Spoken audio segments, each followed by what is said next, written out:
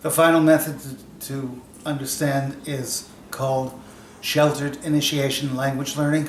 It realizes all of the difficulties that I've been talking about in the other methods. It realizes the impossibility of learning by immersion after age 13, and it cuts the goals down to size. It gives a very limited goal so that people can learn successfully and confidently and make some successes, not a real imitation of the native speaker, but a simulation of the abilities, especially with creativity as a primary goal. Not long, complicated sentences, but what you want to say in the simplest way possible. So, it is a vocabulary-based method. That doesn't mean that you're endlessly learning vocabulary. On the contrary, it starts out with a very small vocabulary. The shortest courses teach 20 or 25 words, enough to get you started. The longer courses teach maybe 100 words or 200 words. Students of mine have gone to Japan to live, to France. One of my students married a French woman after taking my 15-week course, an hour a week. Students have similar success with it.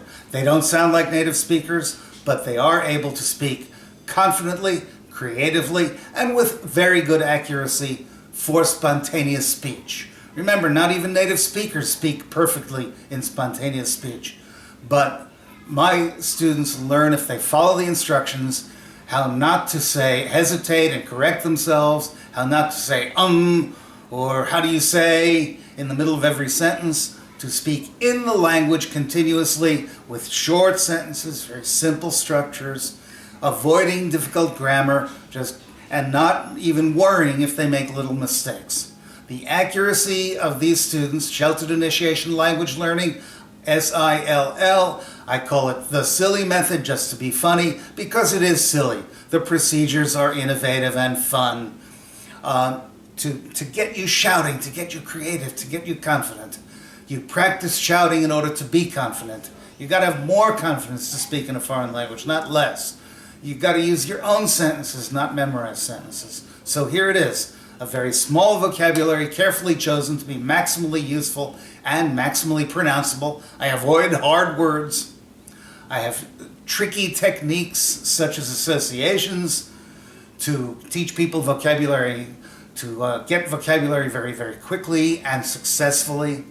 Avoiding words. Should I give an example of associations? For Spanish, ciudad meaning city, ciudad in the city. For bayit in Hebrew meaning house, if you see a house, bayit. These are fun.